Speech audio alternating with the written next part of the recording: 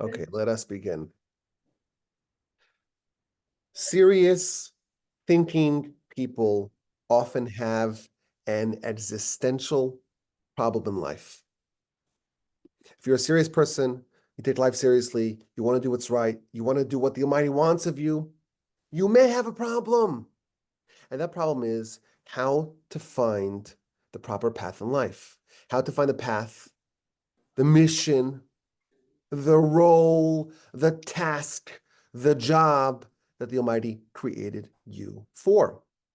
Our sources are unequivocal. Every individual is a completely unique phenomenon. Every person is a one-of-a-kind, once-in-history phenomenon. I like to think of humanity, or every human, as an endangered species. You're your own of your kind. And you have your own soul that's completely unique to you. And as a result, our sages tell us, everyone needs to chart their own path in life. We're all different. And the reason why we're different is because we all have a different job to do. We have a different mission, a different task, a different responsibility in our lifetime. And one way I like to present this idea is by saying that our responsibilities in life are twofold. We have the generic responsibilities of humanity. We could call this the 613 mitzvos. It's universal. It's across the board. Everyone's the same. But there's also a second element of our spiritual responsibility, and that's a specific role that we and we alone can play. There's a specific job, a requirement that we and we alone can fill. And a serious thinking person may have to wrestle with the vexing question, how to find your mission in life, how to find that job, that task, that responsibility for which you were created. This is a serious person's problem. How do you find the mission for which you were created? Now, Sages tell us that in antiquity, this was the job of the prophet.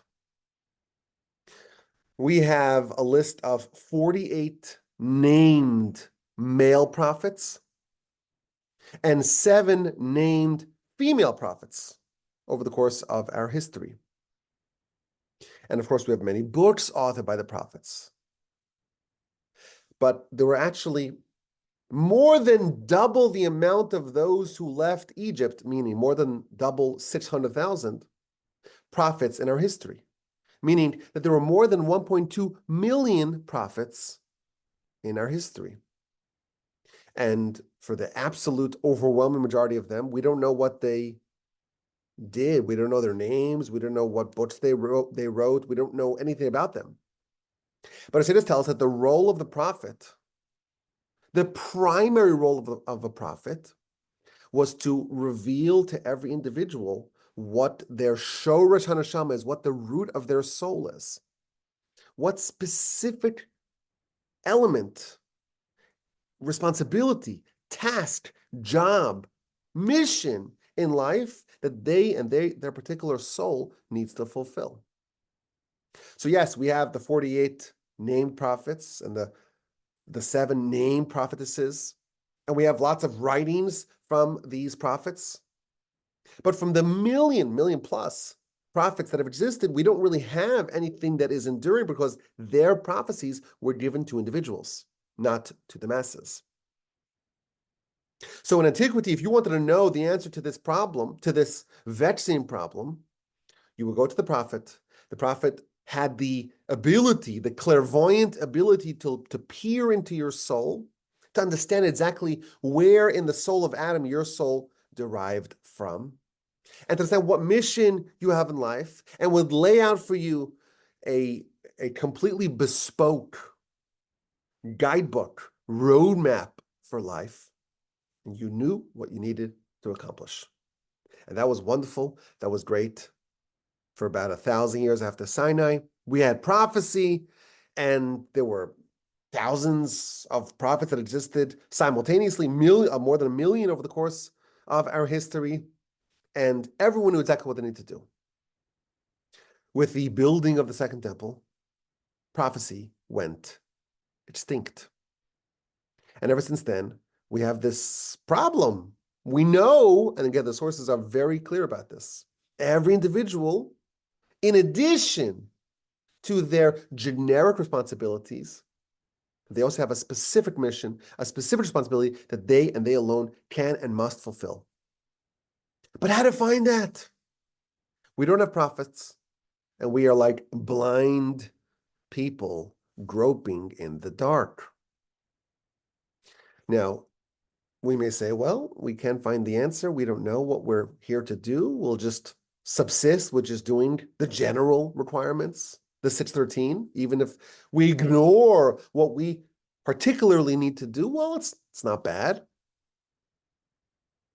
The sources tell us that it's absolutely imperative for a person to find their own path.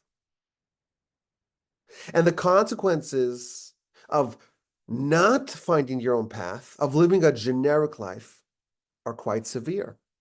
And in fact, the sources tell us that the primary judgment that a person has before the heavenly tribunal is about whether or not they fulfilled their specific mission.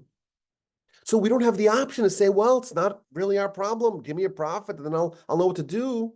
We have to find the answer. And again, I said this is a problem that serious thinking people have. Not everyone has this problem. Not everyone thinks about this. But if you are aware of the fact that you're put here for a mission, and if you don't fulfill your mission, you're in big trouble. And your mission is not, or your individual mission is not told to you in a way that you could clearly discover. Yes, the generalized Torah is very well laid out, but the specific mission, it's just not given to you. You're not informed, and you have to figure it out, and you have to fulfill it. That's a problem that serious thinking people have.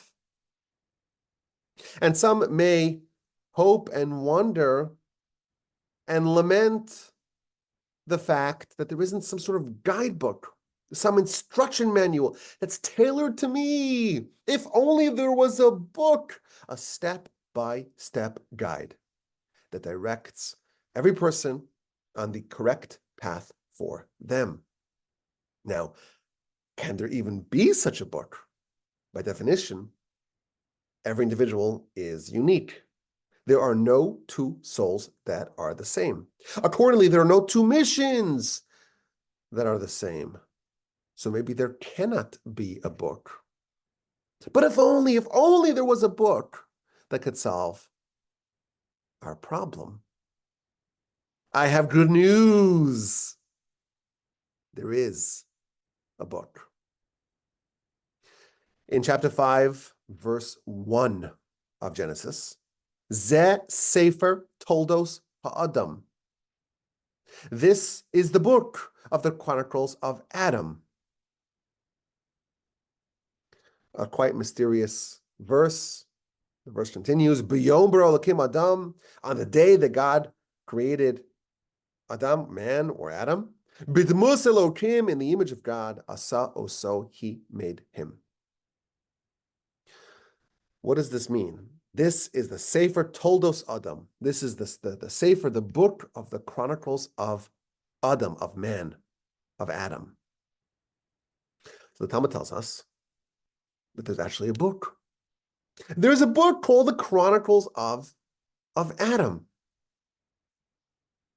And this book contains within it all the chronicles of Adam and his descendants. And this book was shown to Adam, the eponymous figure in this book. Talmud tells us in the book of Sanhedrin, page 38b, and the book of Avodah Zarah, page 5a, God showed this book to Adam. And in it listed every generation and its influencers, every generation and its wise people. It lists all the people in the book, all the future chronicles of Adam. And the Talmud says that Adam was perusing this book, and he arrived at the generation of Rabbi Akiva. And all it says, a cryptic comment, Samach b'toraso v'nisatzev b'misaso. Rabbi Akiva, of course, lived a wonderful, iconic, and ultimately tragic life because he was killed by the Romans in brutal, barbaric fashion. And the Talmud tells us that Adam, when he saw the fate of Rabbi Akiva, he was glad, he was delighted with his Torah, but he was saddened with his death. So the verse tells us, Genesis chapter 5, verse 1, that there's a book, the book called the Chronicles of Adam. And God showed this book to Adam, and this book delineates all the future generations, the movers and shakers of his descendants. And the Talmud tells us that he made one observation about Rabbi Akiva. He was happy with his Torah, but he was saddened with his death. Now, in other sources, this book appears as well. The Midrash and the Zohar talk about another future personality that Adam saw. As he's rifling through the generations, he sees David. And in the entry of David, it says he is destined to live for 3 hours, and then he will perish. And the Midrash recounts that Adam said to God, is there any hope for this individual, for this David? He's going to live for only 3 hours, and then he's going to perish. The world will only have David for 3 hours, that's it. And God says, listen, this is my plan. You can't really intervene with my plan. This is what I want. And Adam persists. Adam asks God, well, how long am I destined to live? And God responds, 1,000 years. And Adam asks, well, can I gift some of my years to David? Is that an option? Is there a mechanism by which I can give over some of my to David? And God says, yes. So Adam says, I hereby bequeath 70 years of my life to David. And the Midrash concludes, they signed the document, a contract, signed by Adam, by God, and by an angel, that Adam has bestowed upon David 70 years of his life. And thus David lived to the age of 70. Adam died at the age of 930. So we're told there's this book, and Adam saw the book, and he's going through all the generations, and he sees Rabbi Akiva, and he sees David. And regarding David, Adam takes action, and he gives off some of his life to David. Now, we spoke about this in this past week's Parsha podcast, the whole concept of gifting life, and absolutely fascinating idea. But let's talk more about this book. In many sources, this book appears. The Midrash offers a more detailed version of what's included in this book. Dar v'darshav, generation, and its influencers. Dar, generation, uparnasav, and its benefactors. Every generation and its leaders, every generation and its prophets, every generation and its mighty ones, strong ones, every generation and its criminals, every generation and its pious ones. And the Midrash adds that God showed Adam, in this generation, there's going to be this king, in this generation, there'll be this wise person, and so on. The Midrash is giving us a little bit more detail. It's not just, some categories of people. There's a lot of different categories of people in every generation, and every generation was shown to Adam and all the important people in that generation. In yet another version of the Midrash, it says, in this version, it's talking about how God showed this book to Moshe. There are only 2 people that we know that God showed this book to. In this version, the Midrash says that God showed the book to Moshe, Dar v'shoftav, generation, and its judges, Dar umalachav, every generation and its teams, every generation and its wise ones, every generation and its leaders, every generation and its enforcers, its strong people, its benefactors, its bandits, its thieves, its prophets. There's a book.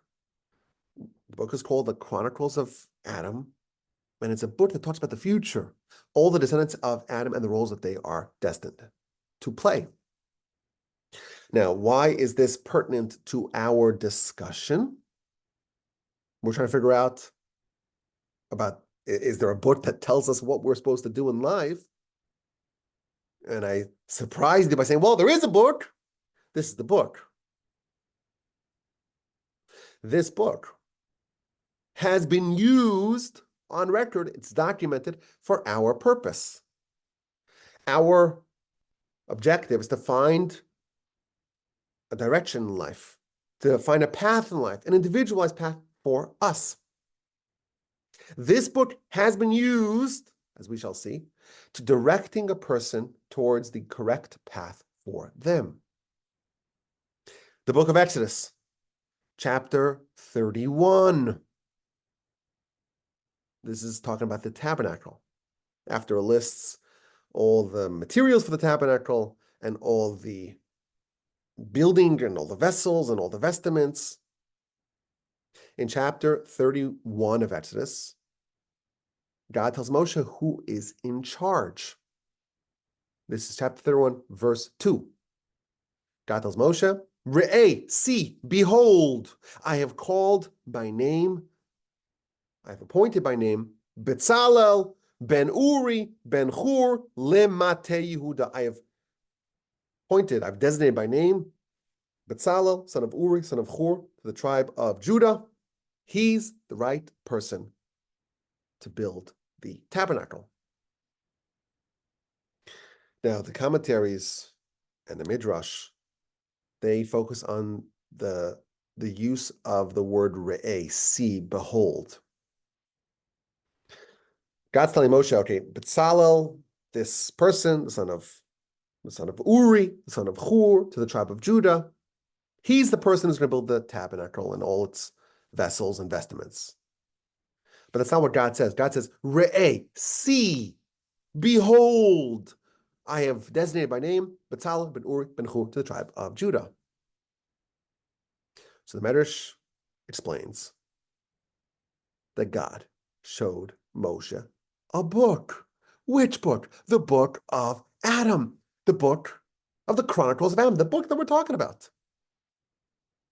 And God said to Moshe, every person since the time of Adam has been designated for a certain role, a certain task, a certain mission.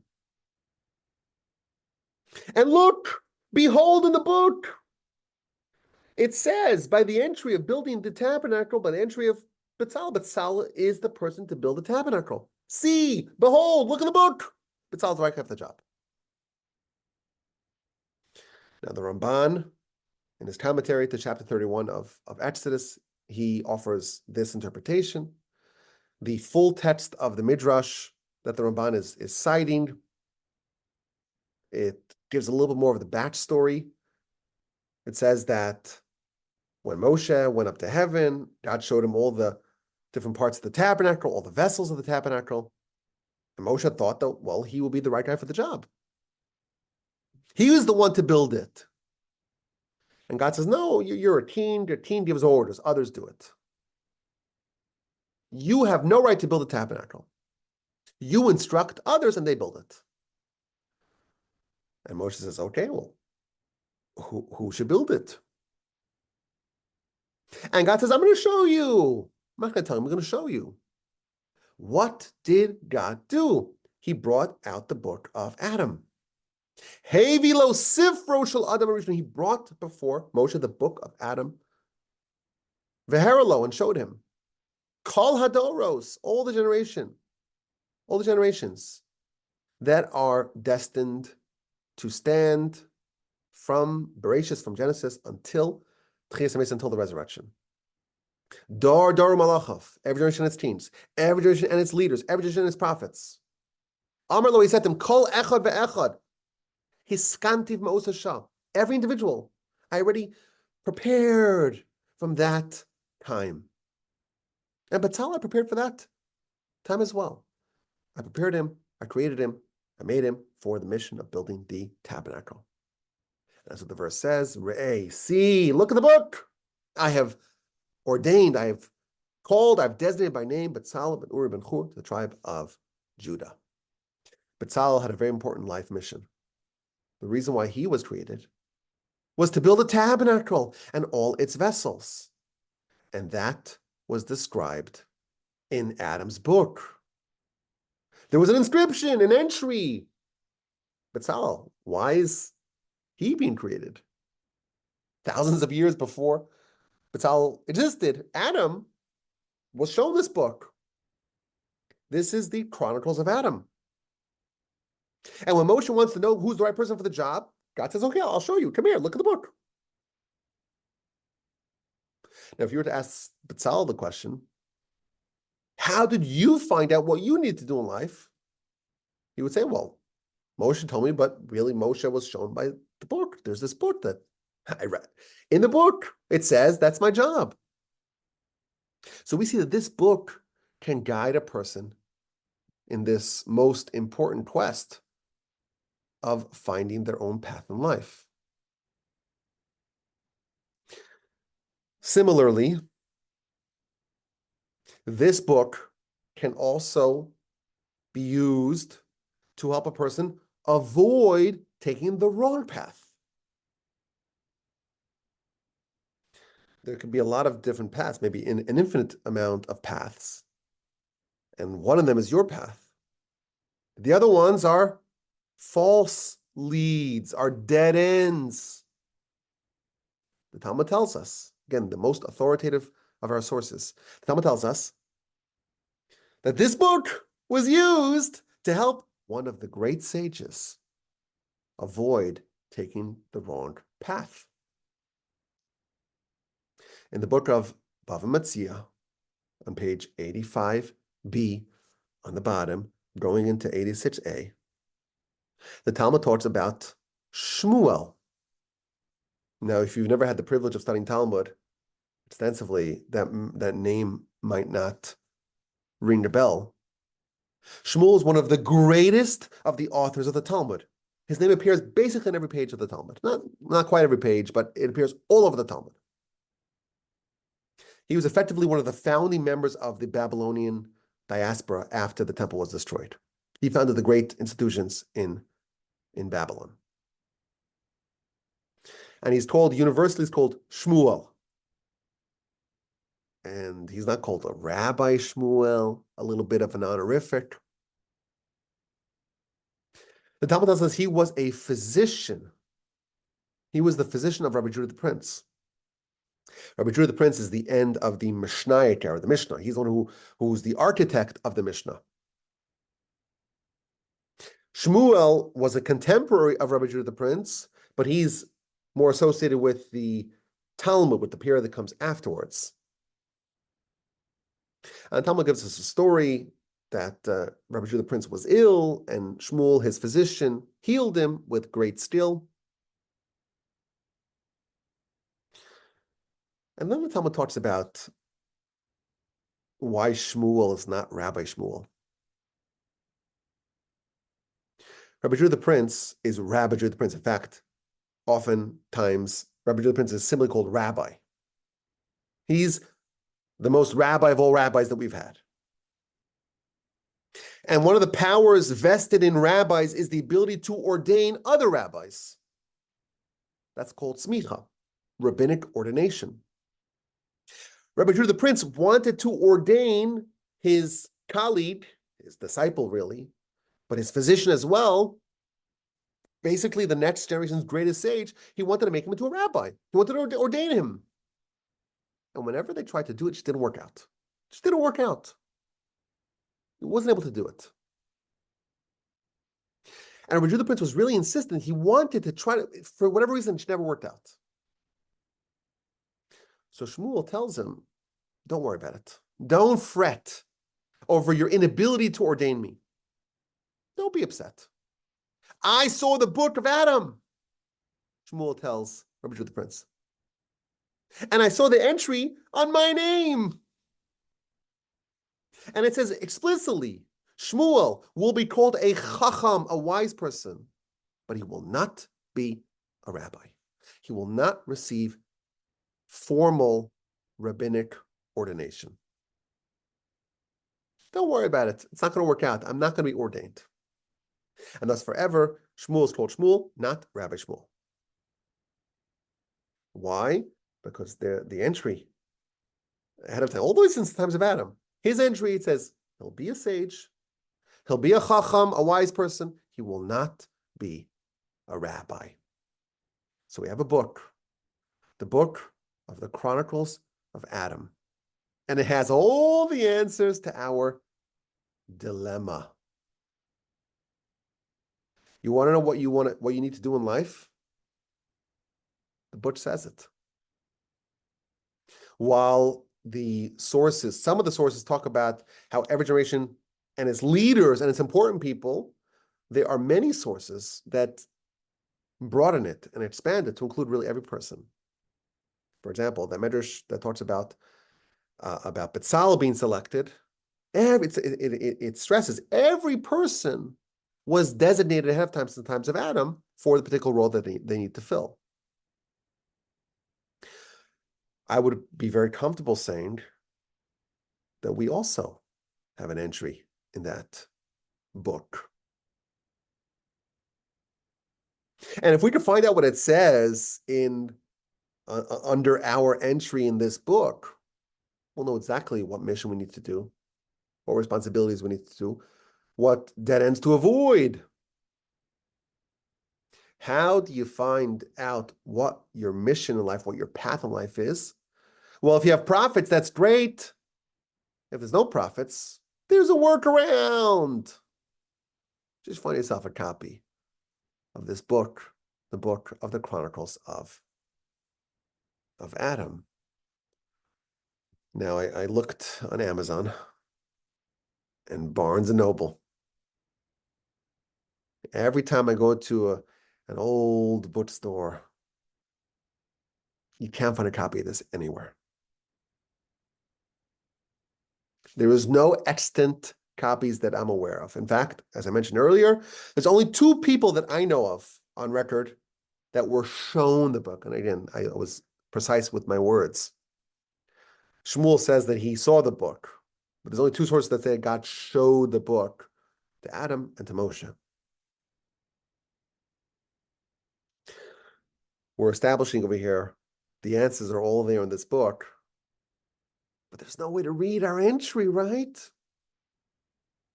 Is there any way to get a glimpse into this book? To peek inside the book to find out what our entry says? This is a very hard book to attain. Even Moshe and Adam, they were only shown it by God.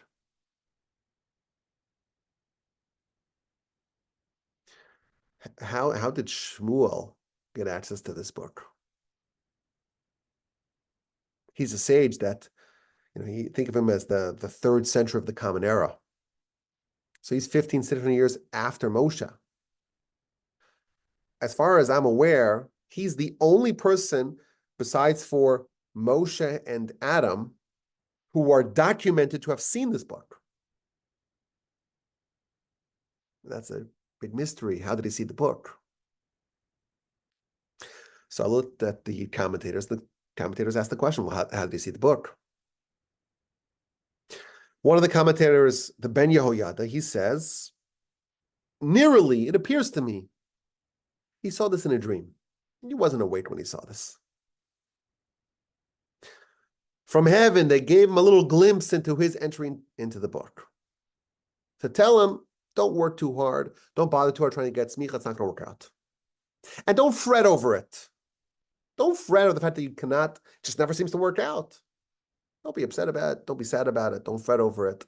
It's not destined to happen. I want to suggest that there is a way to read your entry in the book. There's a way to see inside this hallowed book, the Chronicles of Adam. I want to suggest there's a way to peek inside this most important and mysterious book. There's a way to get a glimpse inside the Chronicles of Adam. And to find out what it says about you. Now, of course, you're thinking, oh, this is a classic Wolbe exaggeration. He's overselling it again. Well, listen to what I have to say. And if you don't find it persuasive, send me an email, rabbiwolbe@gmail.com. Bezalel, he was selected to build the Mishkan, to build the tabernacle. How did Moshe know that he was the right man for the job? Well, God told Moshe, look, I've selected Bezalel. And the Midrash tells us more specifically. God told Moshe, look, examine, behold, in the book of Adam. It lists every generation, its leaders and its important people, and its movers and shakers.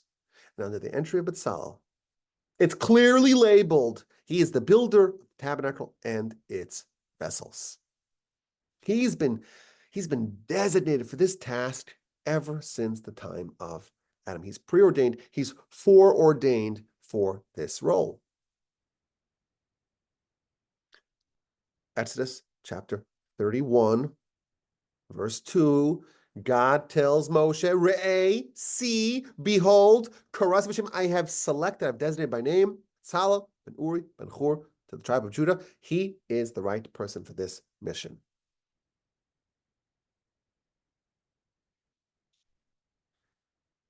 We have another verse. Moshe, in chapter 31, is told by God that Bezalel is the right man for the job. There's another verse where Moshe tells the people that Bezalel is the right person for the job. That's in chapter 35 of Exodus. So chapter 31 of Exodus, God tells Moshe Bezalel is the right person for the job. A few chapters later, in chapter 35, Moshe tells the people, tells the nation, Bezalel is the right person for the job. And we have almost identical verses. In chapter 31, verse 2, the verse says, Re'eh, see, Karasi b'Shem, this is God speaking, I have called, I have designated by name, Bezalel ben Uri ben Hur l'matei Yehuda, Bezalel, son of Ur, son of Hur, the tribe of Judah. When Moshe tells the Jewish people, Vayomer Moshe b'nei Yisrael, this is chapter 35, verse 30, Re'u, see, Kara Hashem, God called b'Shem, God designated by name, Bezalel ben Uri ben Hur l'matei Yehuda. This perfect symmetry between what God told Moshe and what Moshe told the nation. God told Moshe, Re'eh, see, Karasi b'Shem, I have designated by name, Bezalel, etc., the tribe of Judah. And Moshe tells the nation, Re'u, see, God has designated by name, Bezalel ben Uri, the tribe of Judah. But here's the problem. The Midrash tells us that when God told Moshe that Bezalel is the right guy for the job, he says, look, see, behold, it's in the book.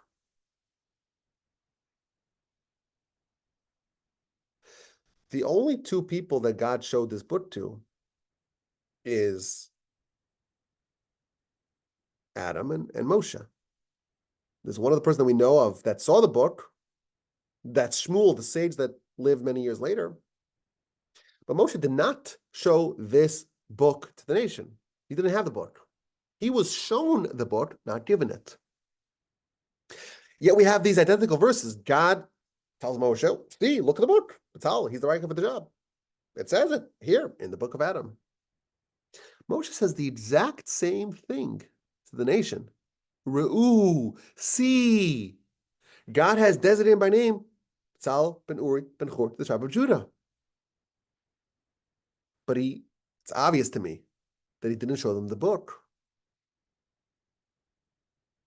So how do we understand this? If you were telling me that when Moshe was told by God that Bezalel is the right person for the job, and the verse says, Re'eh, see, and he showed him something, how do we understand when there's the exact same verse? Moshe tells the nation, Re'u, see, what did he show them? How could he have shown them the book? The book is not accessible. I will tell you how he showed them the book. In chapter 35, verse 30, Moshe is telling the nation, Bezalel was selected by God for the task of building the tabernacle. And Moshe showed them the book in an indirect way. Because the verses continue. Moshe tells the nation, Ru'u, see, God has designated by name Bezalel ben Uri ben Hur, the tribe of Judah. And then Moshe continues. And God has filled him with the Spirit of God, with chachma, with wisdom, with tvuna, with insight, with das, with knowledge, ubechol malacha, and with all craft. V'lachsho machshavos, and to think deep ideas, to make designs in gold and silver and copper, and to cut stones for the settings of the tabernacle and its vessels, and to carve wood, and to work in every kind of designer's craft, and to give direction. And him, together with Ahaliav, the son of Achisamach, the tribe of Dan, they've been endowed with every skill to do the work of the carver and the designer and the embroiderer in all types of wool, the blue, the purple, the crimson wool, and the linen and the weaving, all the work these people were endowed with. Moshe spends 1, 2, 3, 4, 5 verses showing the nation that Bezalel has all the skills needed to do this job. Moshe did, in fact, show them the book in a circuitous way. He lays out all of Bezalel's qualifications. If you know that Bezalel is endowed with all the skills needed to build a tabernacle, you can infer from that he has been designated for this job since the time of Adam. Where did Bezalel get all these skills from? Where did he get all these abilities from? This very specific set of abilities. Well, of course, all creations get everything that they have from God. Why does God give people certain skills? Others have different skills. That's to achieve your mission, your task, your job, your role. Moshe also showed the nation the entry in the book of Adam. He just did it in a different way, from a different angle. Look, I can show you what it says in the book. Bezalel has the exact skill set needed to build the tabernacle. The only reason why he would have that particular constellation of skills given to him by God, it's only for the purposes of building the tabernacle. There's a very deep insight that Moshe is seeming to tell us. He tells the nation, look, Bezalel is the right guy for the job.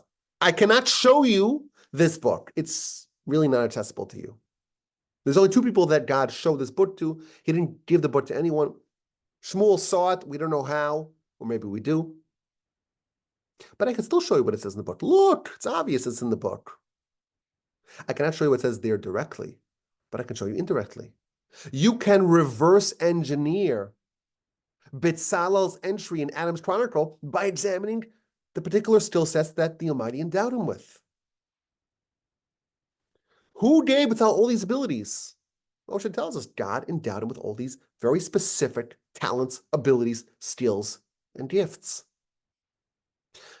The gifts that we have, the skills that we have, are given to us for a purpose. What's the purpose? To fulfill whatever mission the Almighty prepared for us, for our soul, whatever mission it says under our name in Adam's Chronicle.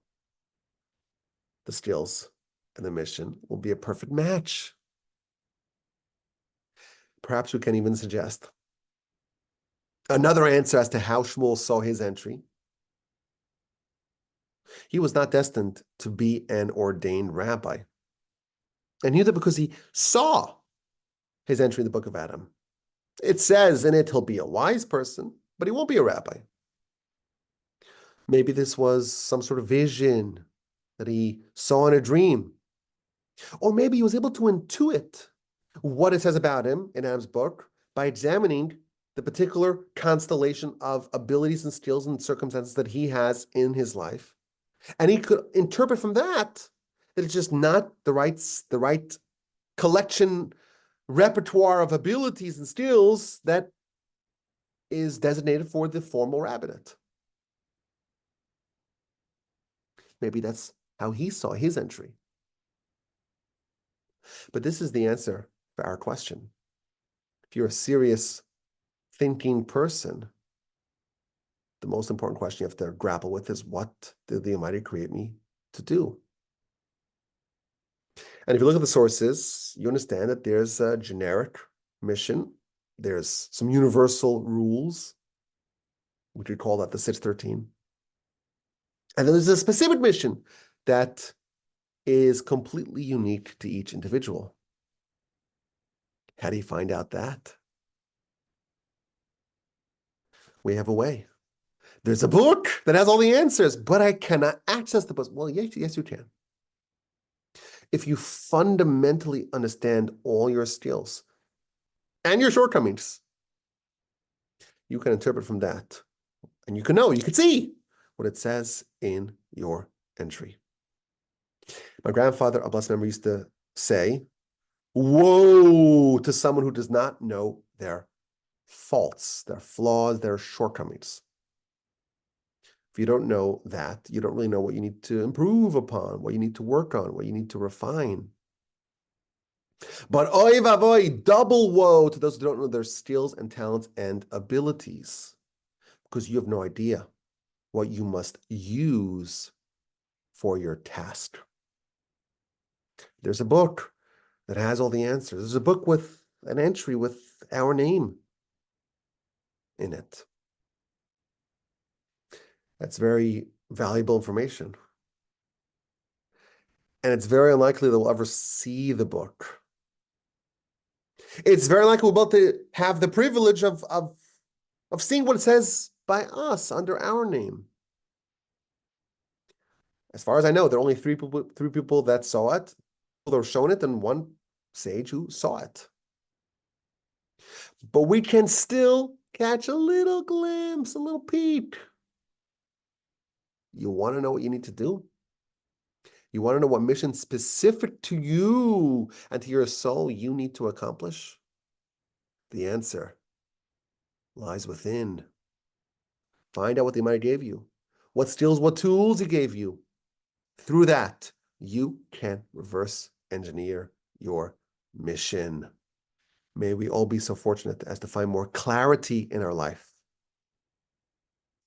and blaze for ourselves an individualized path and chart an individualized roadmap for life and live as individuals, not just as undifferentiated generic things, people.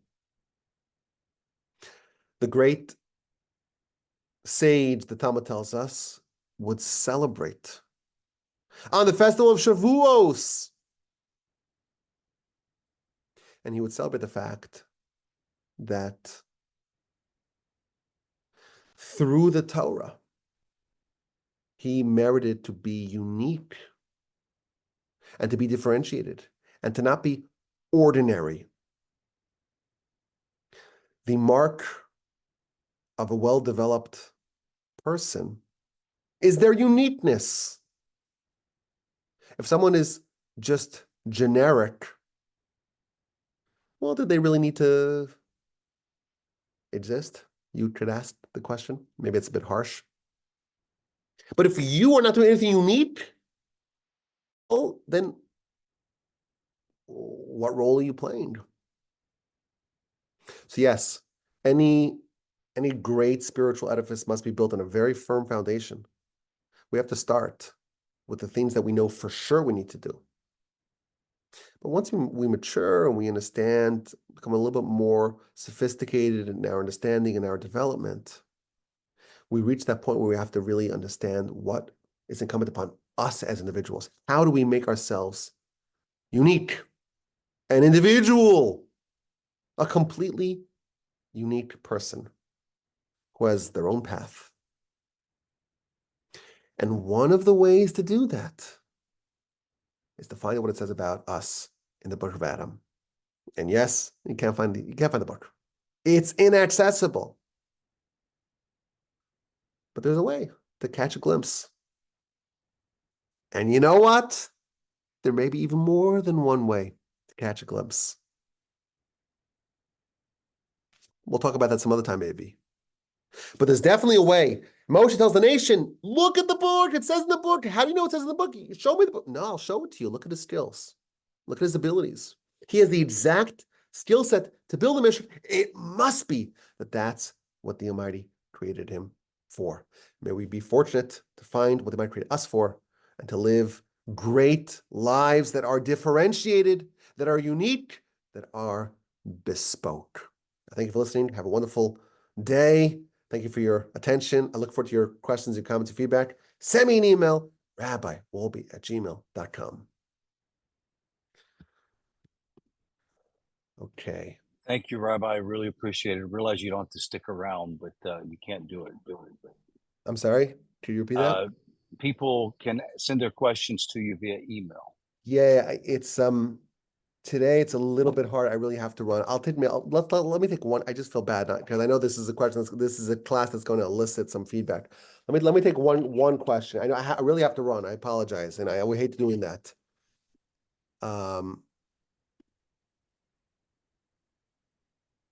Okay, I'll take the first question that jumps out. First one, and then I'm gonna have to run. I gotta do. We have an airport run to do, and it's just a crazy day as we're trying to, get out of back to normalcy from this festival. Okay, who wants to jump in here?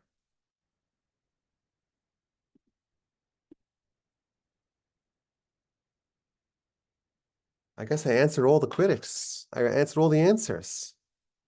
There's nothing left to say. Come on, Sandy. Give us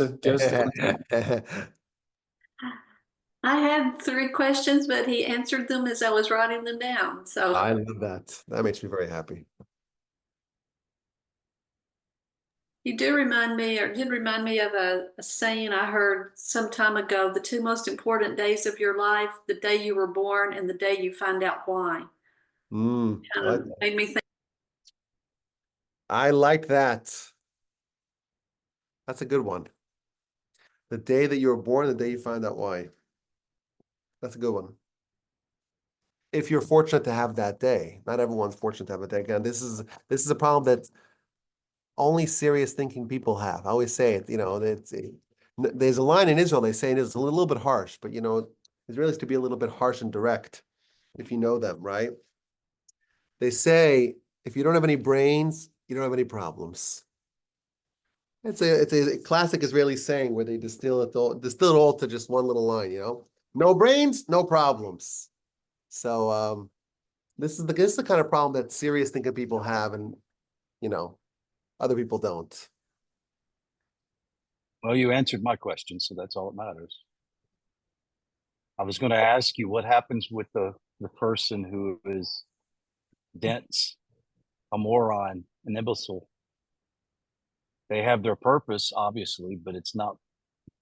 Listen, I don't think really all of us can expect to have a task as grand as Bezalel, Of course. And again, Bezalel's job was already done. We don't need to do Bezalel's job. It was done. We don't need to recreate Abraham or Moshe or these jobs are all done. Our job is going to be much smaller, much more targeted, much more specific, much more limited. But I will tell you that this is the subject of my upcoming book. This is it. So this is an awesome. I love this subject. Love it. So Rod, we'll be getting more of this afternoon. Yeah, 3 p.m. Rabbi Ingber will be with us at 3 p.m. That's the whole subject of our The current. whole study. subject of, yeah, the current study is going to be about that. So Well, awesome. double dose. I Hopefully love see you guys this afternoon. I will see all of y'all, please God, next week. And again, forgive me for leaving a little earlier than usual. I enjoyed this immensely. And I'll see y'all, please God, next week. Shalom, shalom. Take care, everyone.